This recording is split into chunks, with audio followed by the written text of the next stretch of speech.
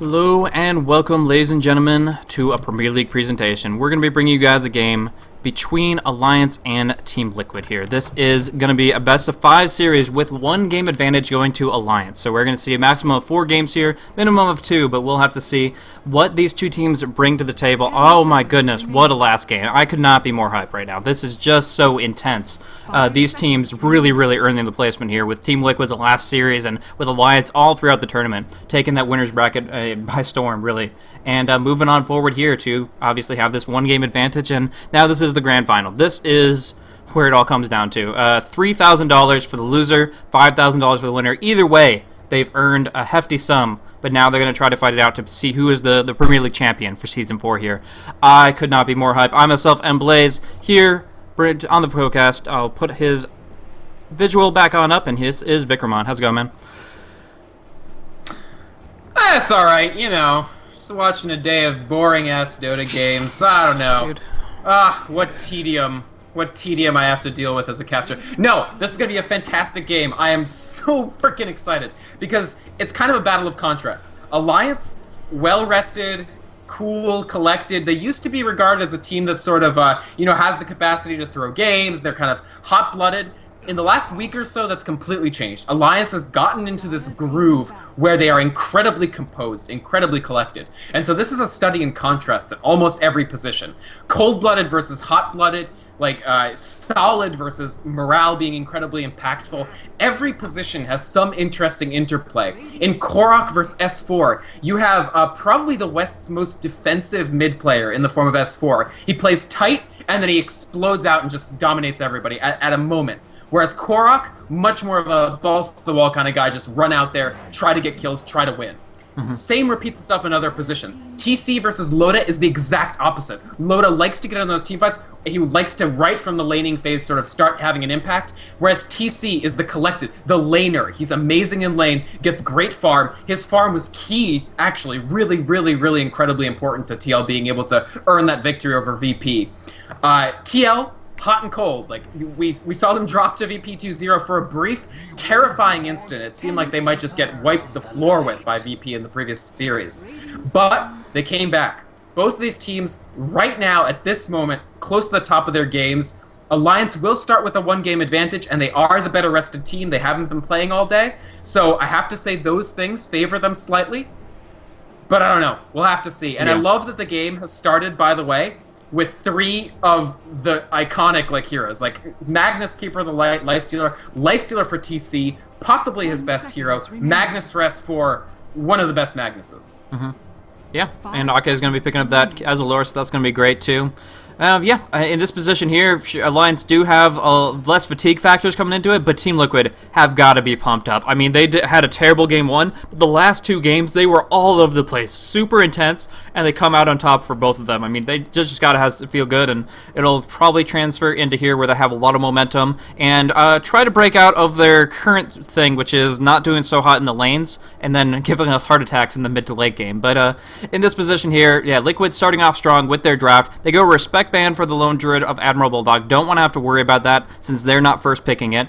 And as such, S4 does pick up his Magnus, but Liquid have a lot of different things to maneuver around. Right now, Korok will have the Templar Assassin up his sleeve, and a Rubik picked up there as well. So they have a great counter pick, in my opinion, to counteract this pretty much perfectly. Right. Rubik, strong pickup. I don't think it fully counters it, because, I mean, Magnus is still very strong, even with the possibility of steals. Yeah. The thing about support Rubik is that you have trouble getting the items that reposition you well enough to be able to consistently steal the RP, because you can get caught in it. We used to see when Rubik was played as a mid that he would be you had to accept that all your spells would be stolen because he would get Blink Dagger, he would get Force Staff. Now with hard support Rubik, it's harder to get that Force Staff. Now in the last series, IX Mike was able to get a lot of farm, unusually for the Keeper of the Light. If he can repeat that with Rubik and get Force Staff or Blink, probably Force Staff, then S4 could be in some trouble for his RP being stolen, but it's something we'll have to look at. And the iconic heroes just keep coming. Korok, clearly displeased that VP first banned TA in every single game previously. They secure the TA in the first phase. Meanwhile, Alliance take probably Admiral Bulldog's second most famous hero, the Nature's Prophet. Yeah, absolutely. He's going to have a great time on either the offlane or the jungle, whichever one he feels more comfortable with. If there's a great disable to follow up Rubik's telekinesis, if there's a Leshrac stun or a Lina stun, he'll probably just opt for the jungle outright. But either way, Admiral Bulldog, a great individual to have on that hero, and he's going to be able to maneuver very, very effectively. I think the mid lane, unless there's outside pressure coming in, right now Templar Assassin is going to be able to dominate that outright. Korok versus S4, Templar Assassin versus Magnus. Just too many tools at the TA's disposal to be able to avoid the damage from Magnus and then just harass over and over and over again. But the other lanes might have more presence. I mean, right now, there are still a great number of Loda carries in the pool, and we do have that Keeper of Light already picked up for Ake. So you can ban all you want. You'll ban the Gyrocopter, you'll ban the Anti-Mage. Those are the carries that they're most afraid of right now, but Loda will still have a hero that he's very comfortable with to bring to the table. You have to be careful when banning against Alliance. You can get into the trap of trying to think that you have the perfect counter ban strategy, and they'll just beat you with something else. I mentioned this in the Alliance VP series, that Ake gave an interview where he was like, I think we're pretty much out of the point where people can just, like, ban us out. Because for a while, that was the strategy against Alliance. Well, you know, if we first ban Lone Druid, then Admiral Bulldog is going to be basically useless, and then we can ban Chen or something. That's actually the route VP took, was the Chen Lone Druid bans early every time. But in my opinion, it's much more important to sort of draft against the overall strategy as if it weren't even Alliance. Like, scrub the Alliance out of the equation just a little bit in the second ban phase, and just think about what would fit into their comp best. Now, in this case, I think Liquid a little of both. They banned heroes that are both heroes Alliance love to play and good in their composition, so props to them for that, definitely. Alliance, meanwhile, a little bit more targeted. They take out 2 heroes for Liquid Bulba. Yeah, absolutely. So the question is, what is that last hero that they feel most threatened by in this position here? With Keeper Light already here, what are they worried about having unlimited mana? It's going to be the Phantom Lancer. That just kind of makes a lot of sense in this position here, but they contemplated it. They thought that they might actually have the tools they needed to bring it down and to contest it directly, but they didn't want to push it. They realized that the late game still would be favorable, generally speaking, for Alliance, and that's something that they don't want to play with right now when they have had so many different games go to past the 45-50 minute mark and have had to directly contest it on that field. Yeah, I'm not sure. I think banning the PL probably the correct move. PL recently has been revealed as, in my opinion, kind of a paper tiger. I never thought he was as OP as people were complaining that he was, and he's lost a lot recently. Like, you really can control him. You have to just think, he is a hard carry. That's what he is. Treat him like you treat any hard carry. Don't just run in fear and just be like, oh, we can't do anything. I guess we have to, like, win in 10 minutes. No, you actually can manage. Storm Spirit taken out. So they thought that Liquid might do a little bit of a switcheroo there. Have the TA for somebody else in a side lane. We have seen side lane TA. Na'Vi used it at EMS in the Grand Finals, and it was very, very good. So, an interesting choice by Alliance to ban that Storm. Yeah. Very true, because, I mean, obviously those are 2 of Korok's main heroes there, but if there was that possibility of Storm coming in that could just continuously pick off the Nature's Prophet over and over and over again, that would have been a great concern for Bulldog. So by taking out the Clockwork, taking out the Storm, Prophet will be much safer in just split pushing it up. Bulldog loves to go for a late-game right-click build, Shadow Blade early on so that he can continue to split push, and for those that don't know, you can Shadow Blade and then cast your teleport spell. You're not revealed until it's already gone through. We do see that Lina picked up, so Fluff and Stuff is going to be able to put out a lot of damage that way, and yeah, it's going to be an amazing, powerful lane combo. They have Lifestealer, Rubik, and Lina together for a tri-lane, and they're going to have a kind of a little bit of a surprise coming in for this offlane. Maybe just something simple, like a Windrunner or something, but I'm not too sure. Maybe. They still have a couple other options too. If they run an aggressive try, then their options open up substantially. They could do something even like a Tinker. Windrunner actually taken by Alliance. This is EGM Windrunner, probably. Yeah, 100%. Yeah. And he's so good. We've seen him win games on the back of that Windrunner. I want to talk about the Lina real quick. I like this. There's sort of a choice when you have Rubik. Your 2 most common partners are Leshrac and Lina. Leshrac being the push and anti-push, Lina being the damage. And because they have Lifestealer TA, Liquid opt for damage. We're going to have them be... This is going to be a fairly aggressive posture, and we'll have to look at Fluff and Stuff. Lina won them game 1, in my opinion, against Na'Vi in the G1 League. And we'll see how strong it is here, because it could be very, very strong indeed. If they catch out something like Keeper of the Light, That's a dead Keeper of the Light for Ake. Juggernaut, interesting Jug- pickup here. This is very, very unique. The way they want to lane this is aggressive tri-lane for sure. The positioning, of course, putting as much aggression up on that top lane as possible so that Loda doesn't feel comfortable. I would honestly expect them to pick up something like the Phantom Assassin in this kind of position, because if they're under pressure, they need the way to last hit long range. That Stifling Dagger does come into play nicely, and it's something that Loda has run a couple of times when he has that Magnus to help him out with Empower. That's true. That's a very interesting call, Blaze. I wasn't thinking about the PA because Alliance sort of backed off the Done. PA. Wow. All right. You win. That's really, really smart. The issue with the PA, and it's a serious issue, is that if she doesn't get farm, she is almost the most useless hero in the game. She brings almost nothing to the table without farm. Even a Faceless Void, if he has no farm, at least he's got Chronosphere. PA has zilch, zippo, nada. Yeah, Alliance absolutely. are going to have to, and they've been playing carefully, and they're going to have to play very carefully in this case. My other question is, in the mid, are they going to run? You think probably TA still? Yeah, it's going to be I believe TA. so, yeah. I mean, I wouldn't mind seeing TA going up against. Oh no, never mind. The Prophet can just treant down the refraction. Yeah, this is smart. Okay. The one thing they could do is a swap where Bulldog hits up the mid lane, S4 takes the Magnus down bottom. 1v1 versus Juggernaut wouldn't be too bad for them there. Well, Jug is fine against Magnus too, though. Sure, he's not going to shut him down in hardcore. I think TA is going to have just a really, really great time. We were talking about earlier the matchup between the Outworld and, of course, the... What is his name? The Outworld and the Storm Spirit. Well, that's kind of the matchup I feel S4 is going to be looking at with that TA pickup there. All right. Loda, immediately, they want to keep this PA alive and get her farm, which is exactly, you were completely right.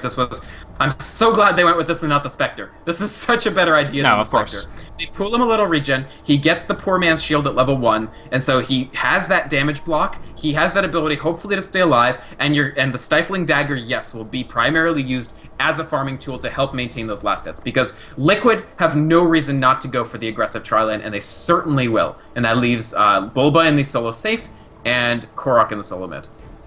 Absolutely. I guess we have a lag issue. Other USC is pretty much what they're looking at there. That would be Angie's call, so I'll talk to him on Skype real quick and see if we can get that rehouse going. Yeah, it could be better, I guess. We have some mid 200s on Alliance.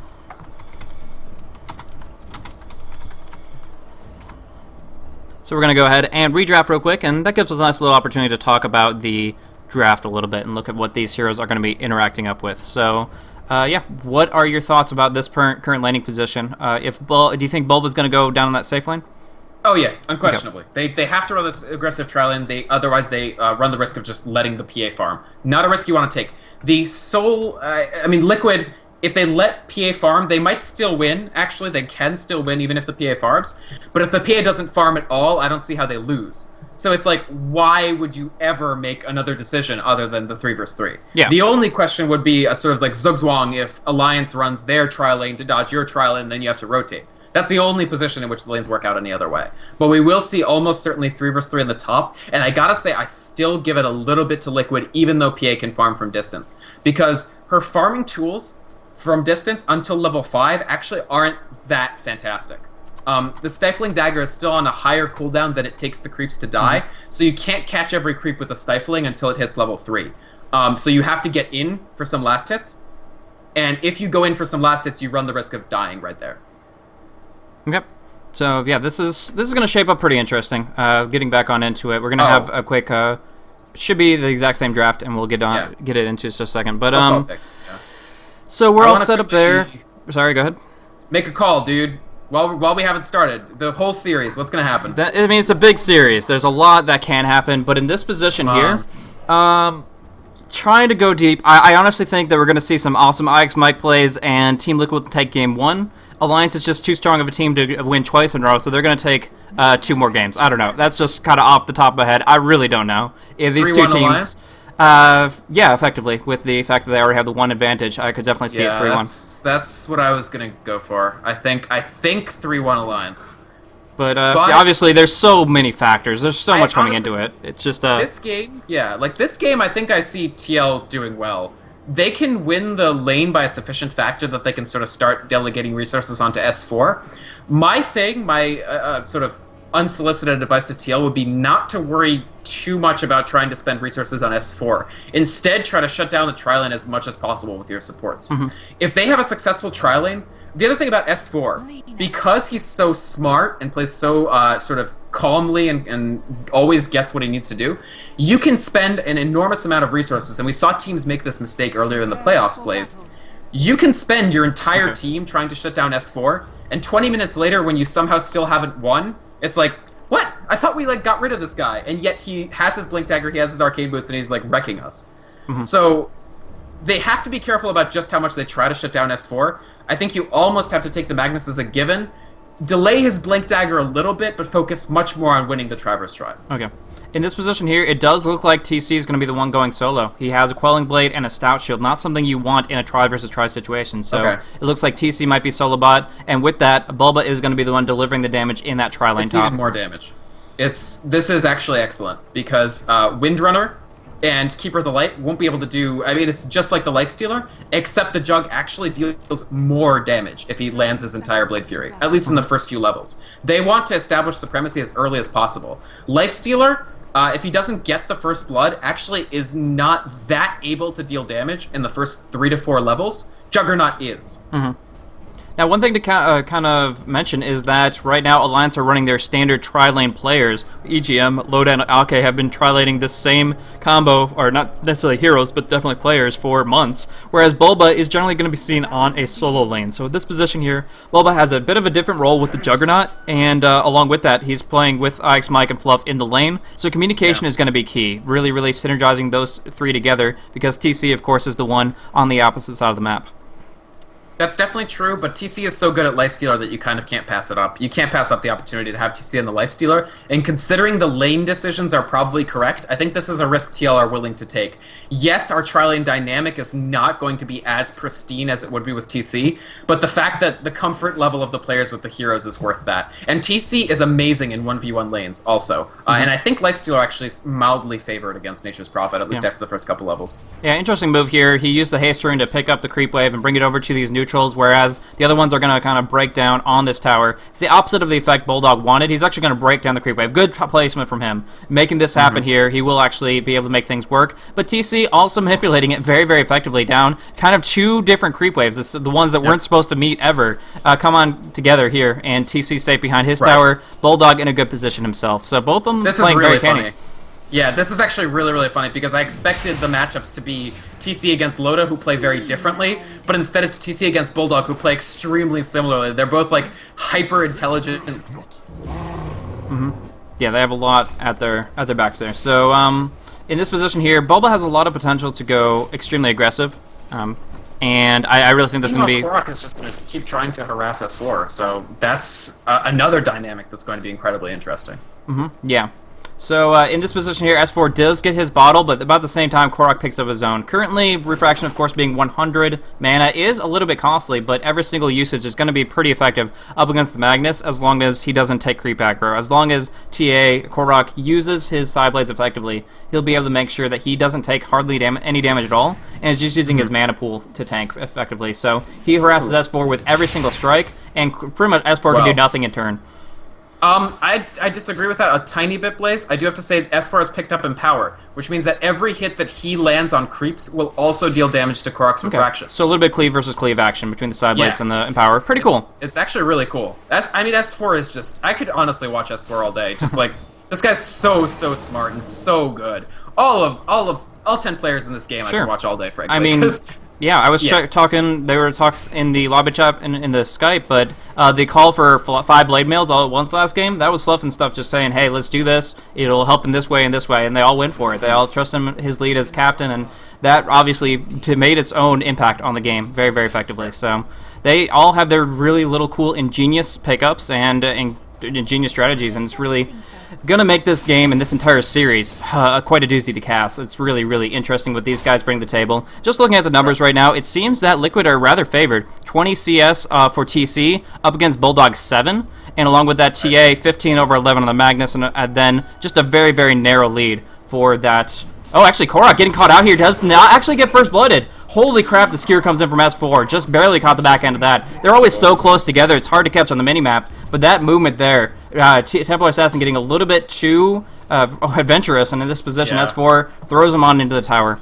This is the dynamic. It's how aggressive will Korok get and how will S4's response be. So props to S4 for very smart play there. Slops to Valve for this courier is way too large. Excuse me. Like, it covers half the action. Wow, yeah, that is a pretty big butterfly. I haven't checked that out before. It's new in this patch. Gotcha. In this position here, Bulba farming, I mentioned that he is pretty much equal with the PA, but in my opinion, obviously, Phantom Assassin has more scalable potential. Do you think who's getting the better end as far as this carries right-clicking Loda, down? because he's higher level, because they're on the defensive tri-lane versus the offensive tri-lane. And Bulba, you're absolutely right. PA scales, it's not even a contest. She scales like a lot better than Juggernaut. The only thing is TL have more cores. We talked about how VP in the Illidan interview were like, when you really boil it down, Alliance are a 4 Protect 1 team, and we have them running a classic 4 Protect 1 composition here, whereas TL with the incredibly greedy Tricore, like 3 melee, TA is pseudo melee of course, but 3 physical damage dealers. Sure. Watch for Ghost Scepters, BT dubs. Yeah, exactly. That'll be a pretty big impact there. But yeah, the pull is available. They've been using it multiple times over, and as such, EGM and Ake are kind of getting their own form of solo or independent experience. They'll be able to clear out the jungle very effectively with the Keeper of Light in the near future, and so they're controlling the lane effectively. They're keeping it at like back and forth at odds, and then from there, of course, they are leading as far as their own supports and picking up levels early. Right. The big thing is the biggest lane difference here is not the Traverse Try, although Alliance are winning the Traverse Try. Alliance are really losing the solo versus solo bot, and this speaks to just how hard it is to lane against TC, especially on his Lifestealer. 38-15, dude, to 7-2. Wow, yeah, Bulldog is just getting shut down so hardcore. He only has regular boots up against the phases, and he doesn't even feel that safe under his tower. Look at TC going for the right clicks. He has the open wound. He will pop it off. He has a creep to infest to, but Bulldog will pop off his teleport and walk away. Actually cancels it. Doesn't want to waste it here, and TC's like, you're gonna use the spell. You have to use the spell here. Right clicking away. The salve is popped off. No open wounds, but the phase boots. Is he gonna go under the tier 3? Going deep. He gets sprouted in, and he infests, and he kills him. Oh my goodness, TC going deep. No TP response at all. S4 will come to try to lend his hand. Has this reverse polarity, the TP from the Phantom Assassin. They want TC's blood. Salving on up. He's in a bit of a rough patch, but he does have that rage. Loda swooping in from behind. There's S4 in the front, popping up that reverse polarity. He cannot feast away right now. Incoming the Nature's Prophet as well. S4 is taking right clicks though. He drops now.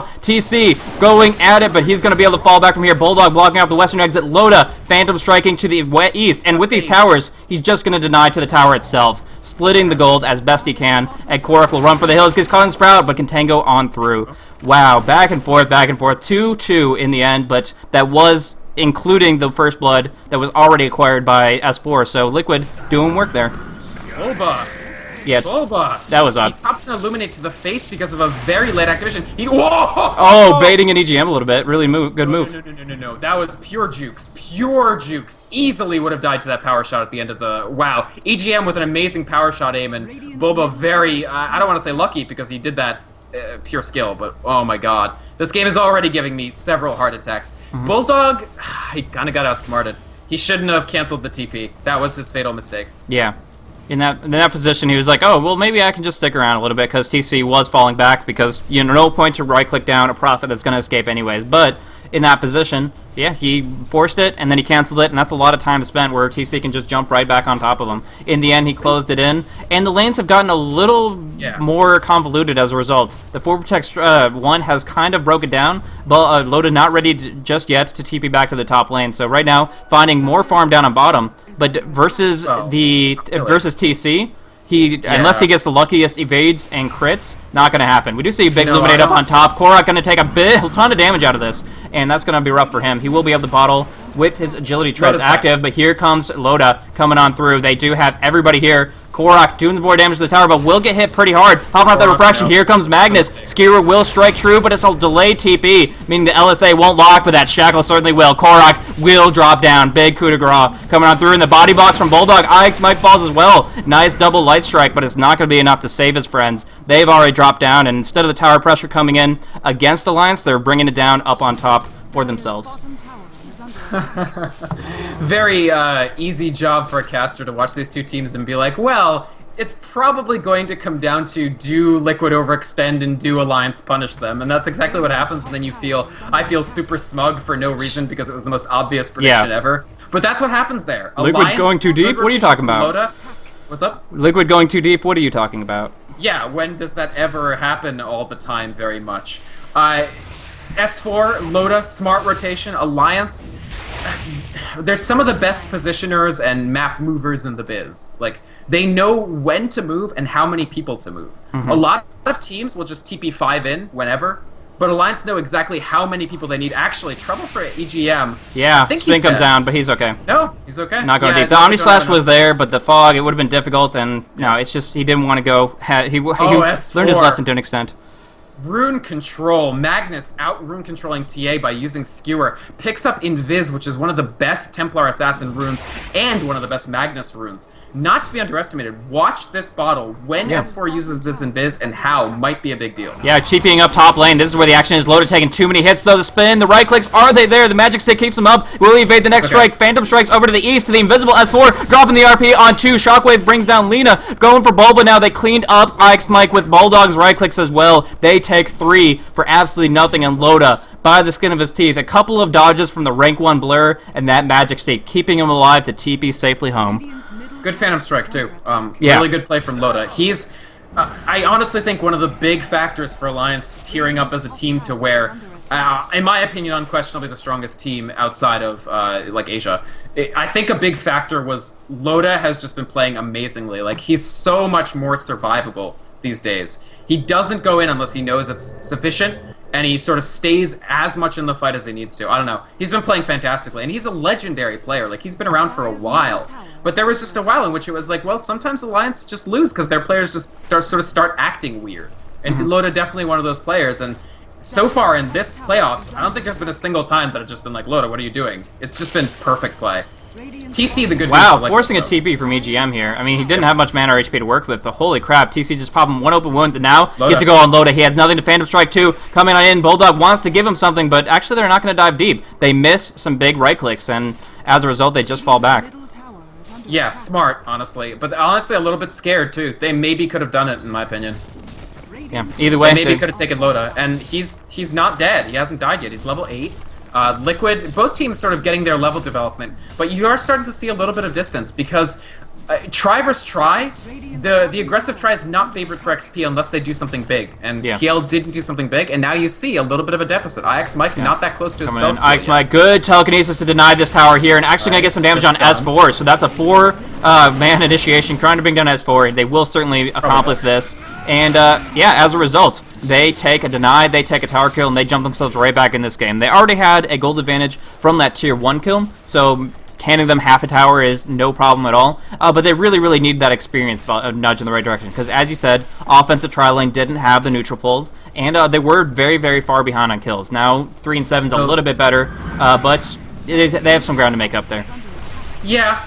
I think Alliance could stand to be even a little less cautious, maybe, once the Magnus respawns. I would like to see them try to contest this tier 1. No, it's falling too quickly. They can't contest it anymore, but I do have to say, until the Rubik, yeah, S4 does come back in, but it's just a little too late to actually do anything. Until IX Mike, Rubik is level 6, Alliance have the substantial advantage in that they have any chance of having the RP stolen and turned around on them. So I think they could probably take a fight and win it if they got favorable initiation grounds. Yeah. 100%. So we'll have to see. Right now, Bulba's saving up a lot of cash right here. What kind of item do you expect to see out of him? Like a straight Yasha or something? Or drums? He's going to get drums. What am I talking about? Drums. I don't know what I was saying there. That's an obvious question. Yeah, no, it's drums. It's the right way to go for Juggernaut. We've actually seen a surprisingly monoculture like form of Juggernaut builds. It's pretty much always phase, drums, and then Aghanim Scepter. Do you think Aghanim Scepter is the right call in this game, though? It's difficult. In this position, I think he's got enough farm that he could go for one hard right-click item before the Aghanims and still be relevant in the team fights. Yeah. A lot of Juggernauts that do so, I mean, think that they're going to drop down before they can actually deliver a few right-click swings, or they just get silenced up and they never get the Omni Slash out at all. So pretty much their whole intention is Ags boosting up the ultimate, which is the only thing you do in the fight. But I feel that Juggernaut is at a stage, considering he is level 7 and he has a decent GPM, that he can do even more. Korok is invisible right now. We're talking about that invis rune on the TA. We're going to see it at work here, but it looks like Alliance is prepared. They are all falling back from this position, and they are ready to deal with it as best they need to. Right now, TPing down bottom. Could go pretty aggressive on Ix Mike, but yeah, nothing happened just yet. This is so scary. Oh, so close. Trying to bait him. I don't even know. Like, Ake is so close, but it is going to be S4 that's in the bad spot.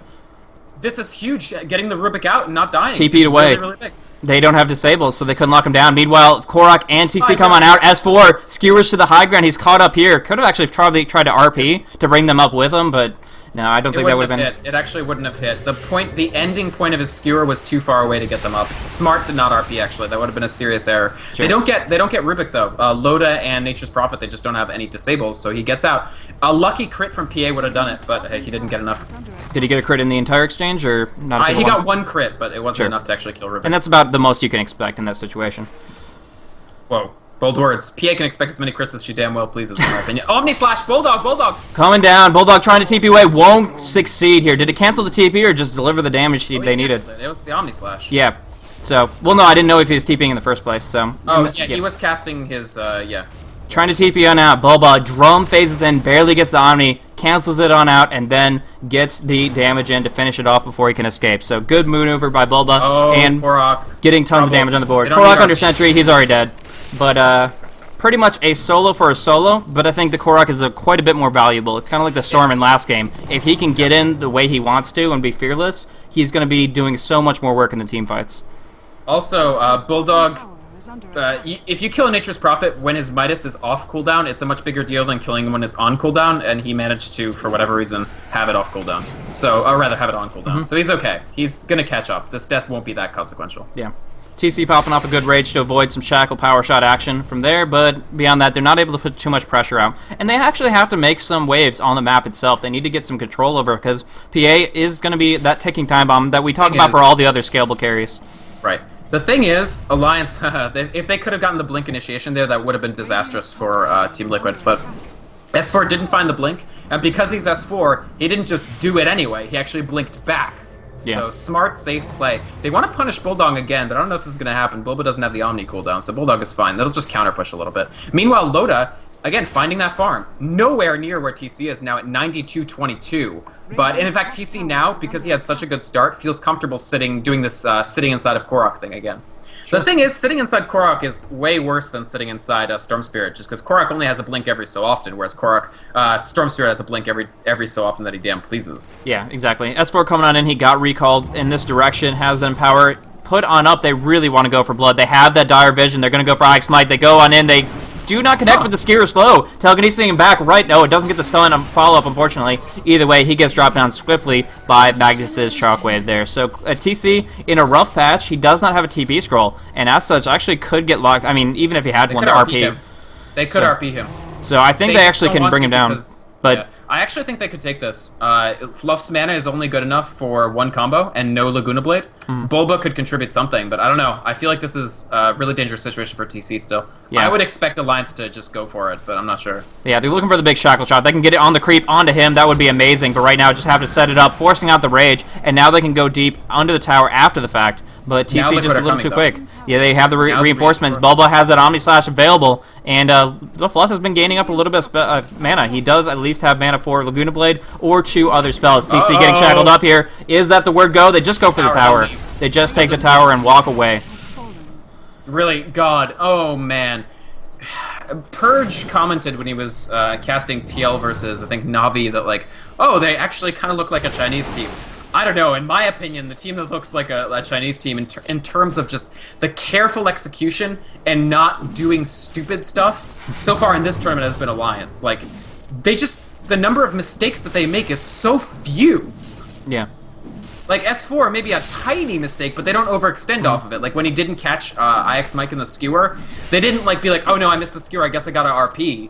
He holds it. He's careful. I don't know. And getting the tower and just backing right off. Don't overextend. Don't fuck it up. Just maintain. And that's, I mean, that kind of methodical aspect is allowing them to take control of this game pretty well. They were a little bit far behind because of the last hits, and of course TC is still a dominant force, but Alliance kind of just playing it cool, going in, and I mean, it's not to say that they're scared to act. I mean, they're aggressive when they need to be, when they find the great opportunities to do so, but right now, the methodical aspect of it is they aren't making any mistakes, and you see that on the board. Only 4 kills, and most of them have been in the middle of big fights that favored Alliance as a whole. Yeah, I mean, Alliance, they look like Spain in football, right? In soccer, I mean. They're so careful and methodical and not making mistakes that TL almost have to play more aggressively than they want to. That's what they're trying to do, drag TL into sort of what they usually do that's sometimes a mistake. Yeah. And TL so far have been very careful in their own respect. TC, developing very quickly. He actually goes Vlad's, which is interesting. Yeah. But it's also smart because you have these 3 physical damage dealers, Juggernaut, TA, and Lifestealer. The Vlad's it helps all 3 of them very, very much. So because TC can get it first, he secures it first. This is, again, very ungreedy play from this player. He's not greedy. He realizes that, sure, I could go for Sanjin Yasha, for instance, which is not a joke. Sanjin Yasha on Lifestealer is fantastic. But I'll instead go what's going to help us as a team. And Armor is great against Phantom Assassin. Sure enough. In this position here, really good movement from Ixmike. He wards up the enemy Ancients and actually refreshes a ward that was already in place. So they did get like a double or triple stack between Magnus and TA or Phantom Assassin, but that has been shut down to an extent. From there also, Ixmike has picked up his level 6, and we're going to see some big spell steals come into play. Until that point, Ixmike, he only has so much to contribute to a fight, but in this position here, yeah, has that ulti and really wants to make the use of it. Korok finding another double damage rune, helping him out, farming very, very quickly. And as you said, now they have 3 very, very powerful right-click healers. TC in a bit of a rough patch, but he has that Quelling Blade, and I don't think he's ever going to be too concerned about those kinds of initiations. And meanwhile, holding the bottom lane while the top is pressured. The Illuminate's not doing too much to Korok here, and they're putting some damage on him. Yeah, the DD rune is about to expire. Fighting a TA with a DD rune, especially early, is an incredibly fraught proposition because you will just have people die and not be able to explain it.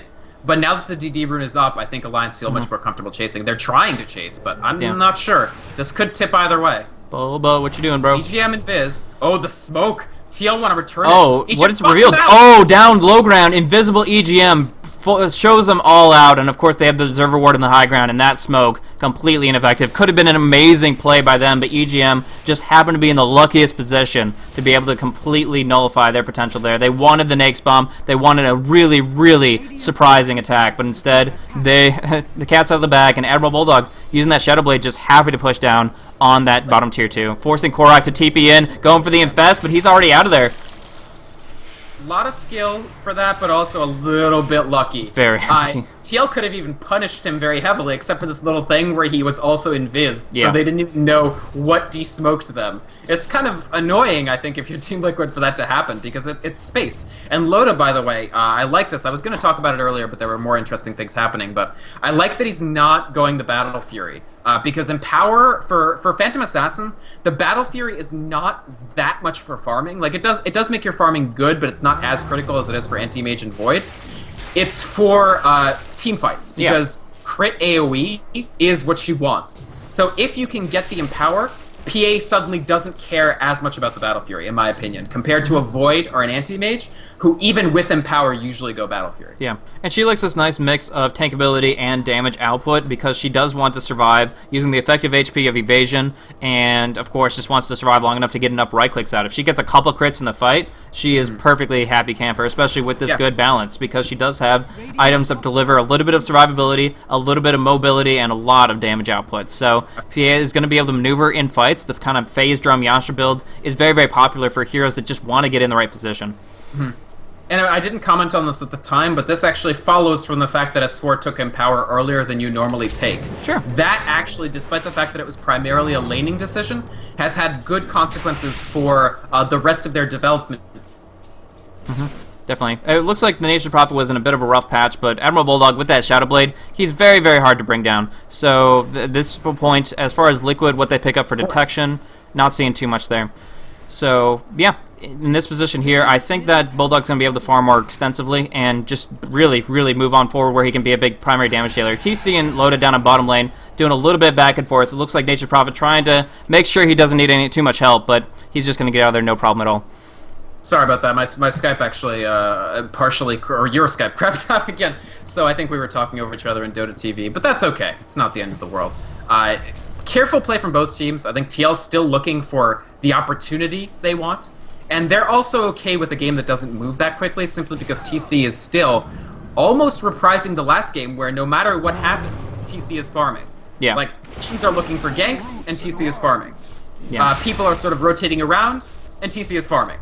So eventually, this lifestealer is going to be huge. You actually see him going for the Basher already. Yeah. And this is a lot of lockdown potential. Yeah, it kind of goes back to the eggs in one basket type thing that I was talking about in previous drafts. It's the fact that in a single target sense, the only thing they really have to worry about after that RP is expended, or if it's not a factor in the team fights, is how much damage Loda is putting on out. Of course, the Nature's Prophet is helping that out a little bit because Bulldog loves that right-click build, but still, if you can get a bash on towards Loda, that amount of damage limitation is insane. So a little bit of RNG luck involved. Of course, he does have the attack speed boost through either Armlet or the Rage. During Rage, it's going to be reliable. Without it, it's not as valuable, but he can follow that up with a Hyperstone or other attack speed increasing items. So I think he's going to be able to build that up nicely, and it's not a bad time for it at all. Actually, S4 in a really bad spot. The Infest comes out. Korok with that Meld Strike. They do come in from behind. Beautiful, beautiful flank to gank. Wrapping around, IX, Mike, and Fluff, coming in from the side and ready to rumble. They go in, 5-man Dota versus 2, and they just completely destroy them. Now looking at Roche. They have Korok,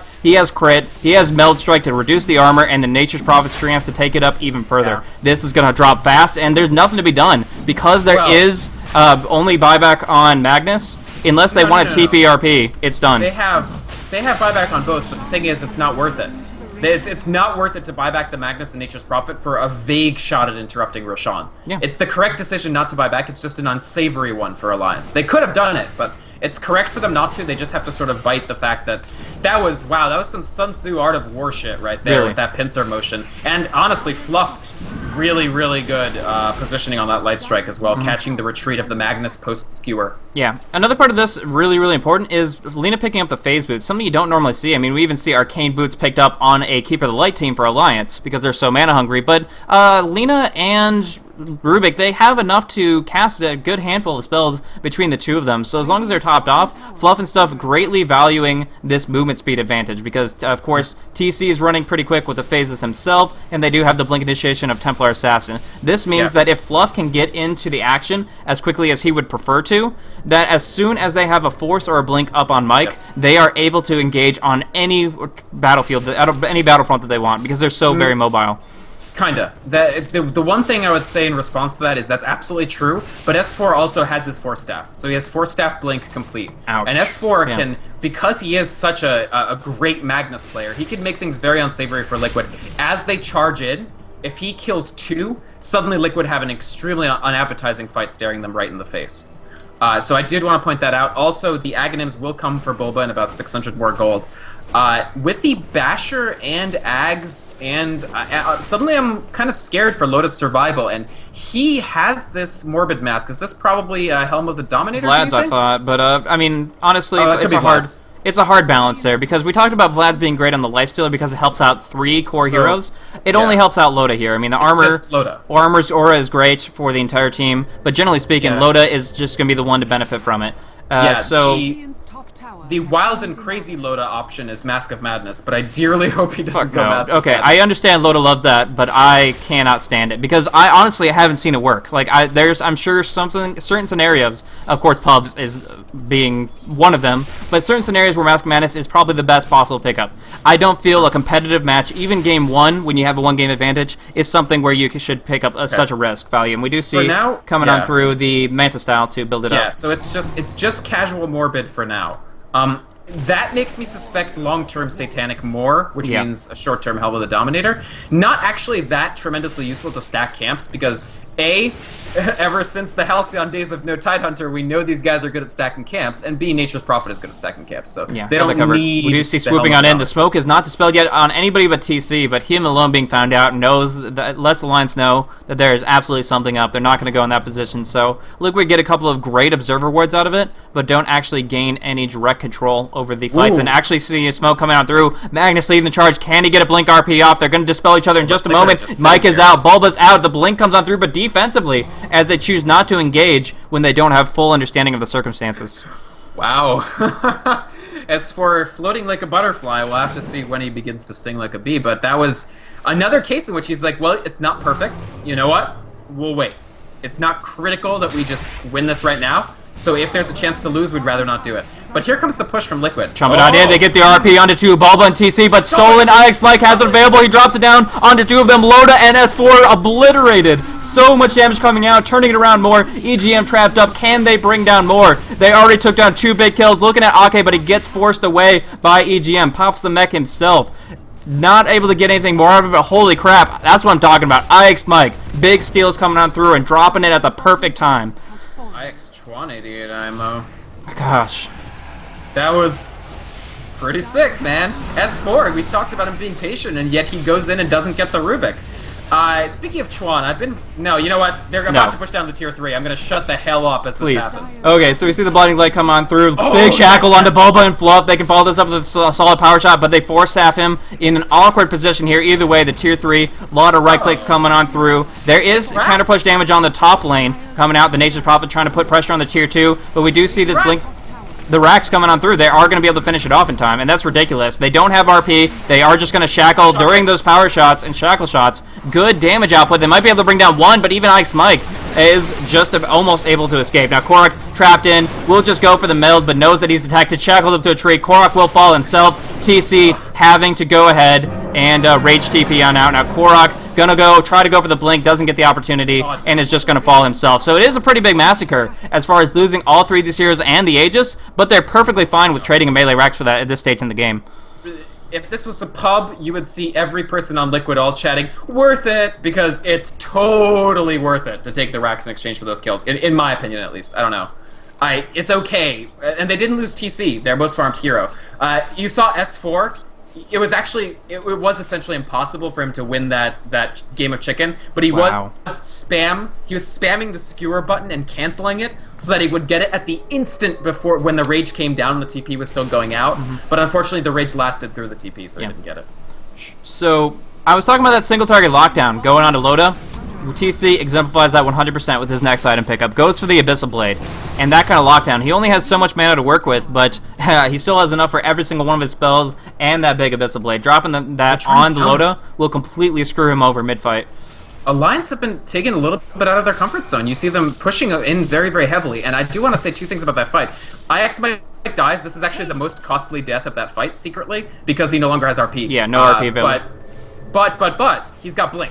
So he can steal RP anytime he damn well pleases with good execution. Yeah, exactly. So that's the intention there. Actually going in, putting him up on the cliff. Oh, no, just going to go and set him up for easy right clicks, and they bring him down very, very quickly. Either way, S4 knows that he could have tried to do something there, but it just didn't find its opportunity. He tried to even force staff him maybe, I don't know. Either way, what ended up happening is just a quick, easy pickoff that forces Alliance out of the Radiance side of the map because Liquid is pushing on in. They're going to take this tier 2, and there's really not too much Alliance. They can't afford to lose more and more towers because they have to be the ones to turtle. They're going to try to trade. Because it's a Liquid terrible have to idea. push through a tier 2 to actually get to the racks, and Alliance don't have to push through a tier 2. This is pretty smart. They're going to try to trigger TP's back.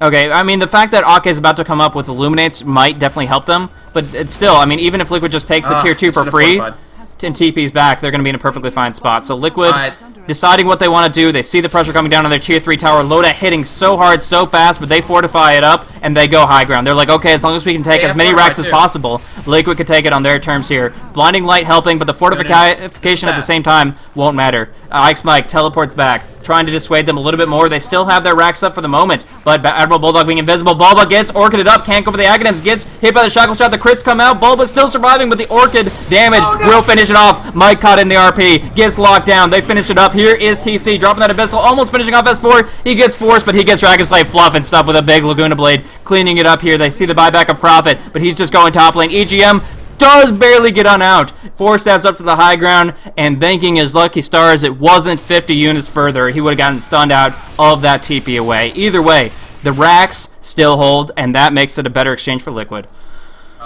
Yeah. Could have been a lot worse for Alliance. This crazy shit happened there, and I don't think anybody... this was actually both, not errors, but a weird thing that happened in that fight. S4 casts the RP, gets disabled at the tail end of the casting animation. IX Mike with the perfectly timed spell steal doesn't get the RP because it never went off, and then IX Mike gets inside of the RP following that. If Liquid had won that fight, which they did, and stolen the reverse polarity, it would give them a tremendous advantage. And the fact that they don't, you kind of have to chalk up to, you know, the vagaries of Dota 2. But yeah. Crazy, crazy fight. I actually think Alliance could have more convincingly won that if they fortified at the tier 2. It had backdoor protection in the last second that TL were killing it. If they had forted, the tier 2 heals more. The reason they didn't do it, they were aware of this. The reason they didn't do it was because they were sort of like baiting Liquid into trying to go for the tier 3 because they knew that their push was faster. Yeah. But in the end, TL, just before it would have been too late to TP'd back, and they managed to make some hay of it. Crazy fight. Crazy shit going on. Trying to force and blink on in. IX Mike really wants a piece of everything that's going on here. But, and an earn misclick. That's unfortunate. But IX Mike could really use a little bit of healing there. Fluff has a couple charges left available, so it doesn't mean too much in the end. But Deathless Korok. What's that? He can blow people up. Korok? Full Deathless. Wow. That's all he has.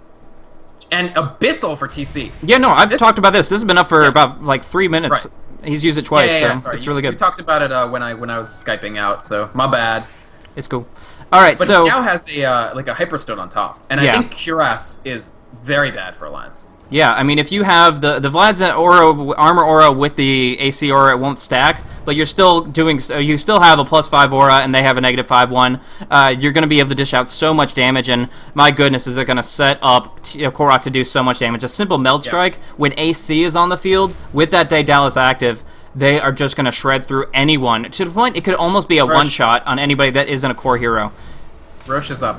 We do have Ghost Scepter 1 on Alliance. It's up on Ake. And like I said, watch the Ghost Scepters. As they add on more and more Ghost Scepters, you're suddenly going to see Liquid do pretty badly. And if you're just sort of not thinking about it, not you, Blaze, I'm saying, like, if a viewer is just sort of passively watching and they're like, why is Liquid all of a sudden not winning teamfights? It's gonna be if Alliance stack up Ghost Scepters. Because Ghost Scepter neuters Aghanim Scepter from Juggernaut. Yeah. And it's much cheaper than Aghanim Scepter is. The other thing Ghost Scepter does is all of Liquid's damage, and I do mean all of their damage, basically, is physical. Yeah. Except for, like, Infest and, like, Lina. Lina, exactly. Lina will be able to focus one Ghost Scepter target down, and if she hits 16, she will be able to make one person pay for it, but that's just it. It's only one out of everybody having one other than Loda. They could really make a lot with that. I would actually say, and hear me out on this, people are going to make fun of me just like they made fun of you for the Chaos Knight not going Armlet, but I want Bulldog to go Ethereal Blade. Because it will not only make him impervious to melee, it'll also make whoever he smacks with it not able to melee for that period of time. Obviously, TC doesn't care because he's going to rage off, but that's a big deal on Korok. It's a very, very high potential, and I definitely think it could be something in the late game, but for right now, I wouldn't be looking for that for the next 20 minutes. That's just, right now, I'd prefer a Halberd or something along those lines, something more directly effective. Scythe. Probably. Yeah, Scythe is going to be the most common thing. So, I mean eventually. I don't mean right now. Yeah, then I mean not really too big of a deal. If we do see the Aegis drop down, gives it to Korok, so he's going to be able to be the glass cannon he really wants to be, jumping on in it, and dishing out amazing, tremendous values of damage. We do see Admiral Bulldog Shadow Blade TP onto his fountain. He's going to be able to just defensively heal on up and start pushing out the other direction. In this position, Liquid needs to get a little bit more map control. They don't have much as far as wards out, other than that on the Ancients, and that should be expiring. No, I mean, they've got it out for a little while, but I could really, really see the benefit of having a plateau ward up on this high ground to the north, so... You're right. They need more vision in general. That's the ideal spot for it. They do have one good ward here, but this was primarily for the Roshan. And what they don't have is vision of their own jungle, or really vision of Alliance's jungle. And in my opinion, in a teamfight, Liquid are substantially stronger right now, so they should be looking to find a teamfight more so than they should be looking for let's just push more Raxes. So, I don't know. I think, like, if they team fight out in the wilderness, they can then push Raxus off of that, rather than trying to trigger the fight in Raxus, which is more favorable territory for Magnus. 100%. DD for PA. This is like a DD on Templar Assassin. It can suddenly cause you to just lose. Yeah, absolutely. They are in a great position here. Still got it for quite some time, and Loda is looking to use it. Looking for just any excuse at all. Korok is probably going to give it to him right here. He feels confident about this position. Goes for the Infest. Is going to burst on Ake, but there's the mech. There's the Ghost Scepter still alive. And here's Loda, the RP on 2. Here come the right clicks. TC getting crit away so darn quick. The Abyssal comes out. The Spell Steal does pick up, but it's not going to be anything relevant. Korok dropping damage onto EGM. He gets a crit, but immediately gets locked down after the fact. They lose 2. The Aegis is on the ground, and Korok's going to take a lot of hits here. Will it be enough to finish it? It is. There's an Omnislash doing a lot to S4, but it's not going to change anything right here. Loda coming in for one more right click to finish this off. Here is that damage through. They don't hit with the Empower, but look at those crits. Look at Bulba fall so darn quickly, and now looking at it, they're actually diving the base. Loda going deep, going ham on Fluff and stuff. One more right click is all he needs, and Admiral Bulldog's there to deliver it. Teleports to the front line, steals the gem, kills the Lina, and they are all over the enemy's base. Like, they're just like, hi tier 4s, how are you? We're still having push go on from Ake, but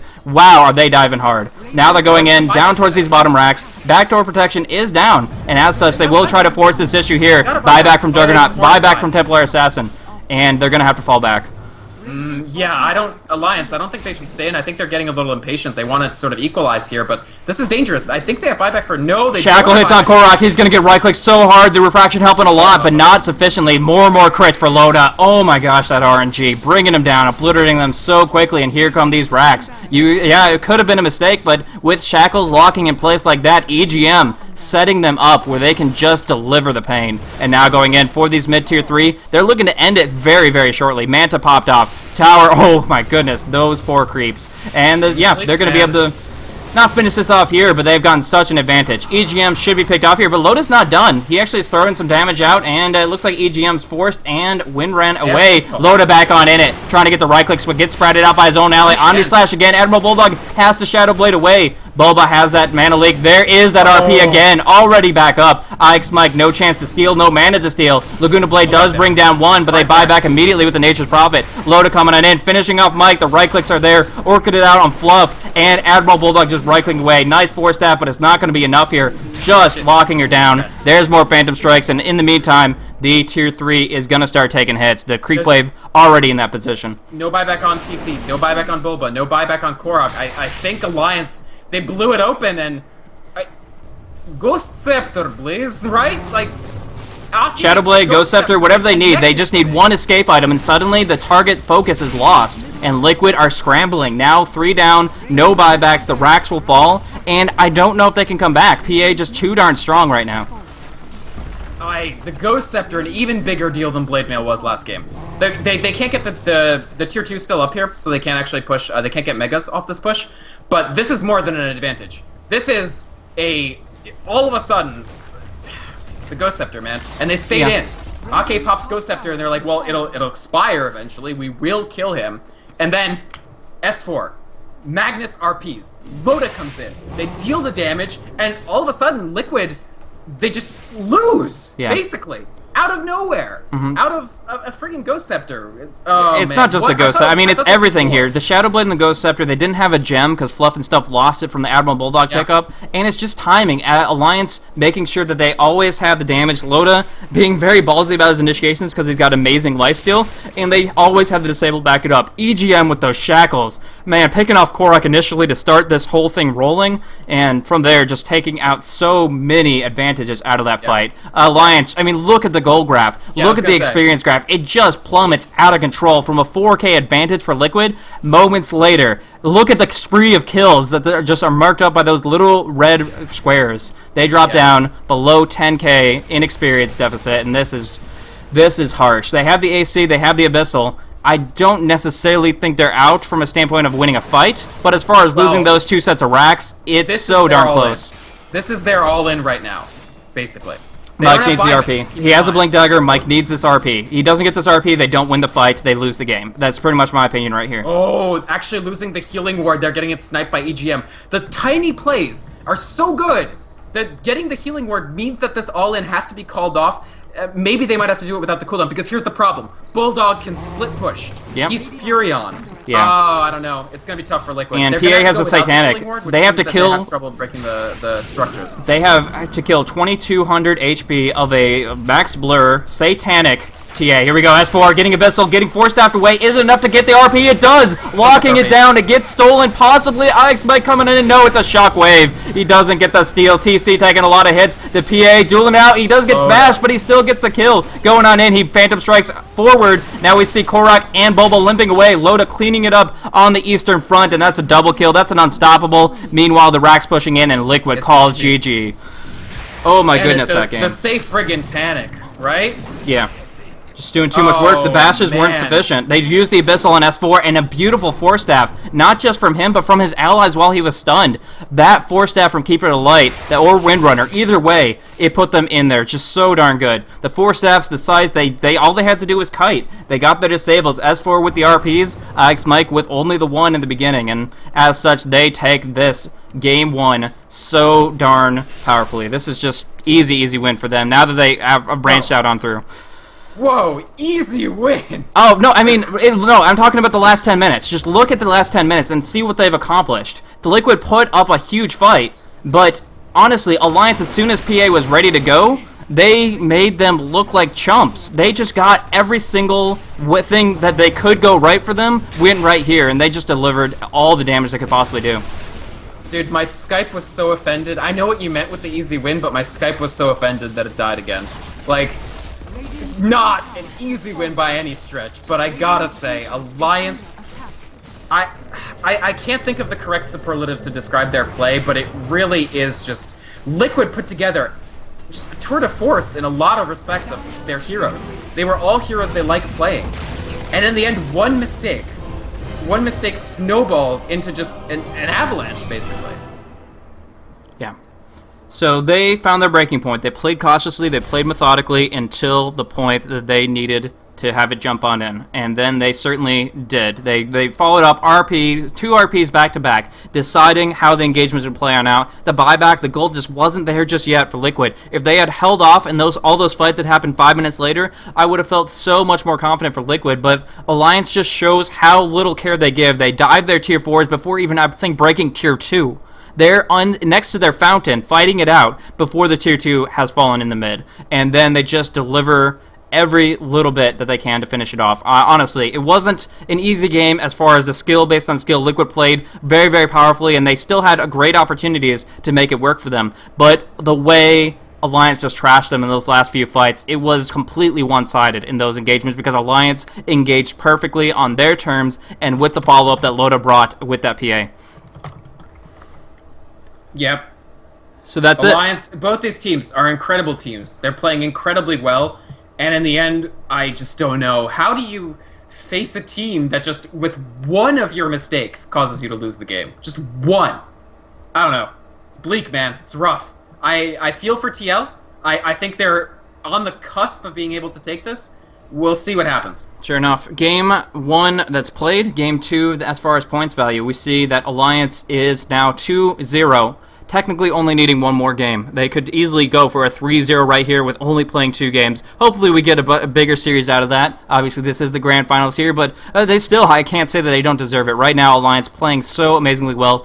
Minimal mistakes in the early game and just bashing it down in the mid to late. So really solid action from them. We'll see how it pans on out in this next game 2, I guess you can call it. We're going to be playing out the second game in just a moment. So thank you guys so much for tuning in. This has been Blaze and Vikramond. You can check Vic out at Twitter or twitch.com/Vikramond, or actually it's twitch.tv, whatever. And Vikramond is his also the name of his website. So just Google that, VYKROMOND, and you can check out his blog or his other casts, things like that. Whereas with me, it's pretty simple. I'm at multiple extensions of /BlazeCasting. You can just check it out at twitter.com/BlazeCasting, where I'm most up to date with the different matches I'm going to be casting.